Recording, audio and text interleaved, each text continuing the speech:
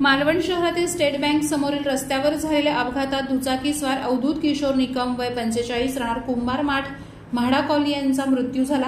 ही घटना शुक्रवारी रात्री 11 वाजण्याच्या सुमारास घडली। कुत्रा आडवा आल्याने हा अपघात झाल्याचं बोललं जात आहे।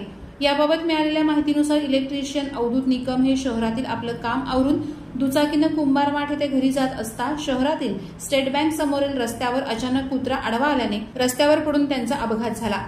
यात त्यांच्या डोक्यास गंभीर दुखापत झाली। अपघात झाल्याचं दिसताच स्थानिकांनी त्यांना ग्रामीण रुग्णालयात उपचारासाठी दाखल केलं, मात्र उपचारापूर्वीच त्यांचं निधन झाल्याचं वैद्यकीय अधिकाऱ्यांनी स्पष्ट केलं। अवधूत यांच्या अकाली निधनानं शहर कुंभारमाठ परिसरात हळहळ व्यक्त करण्यात येत आहे।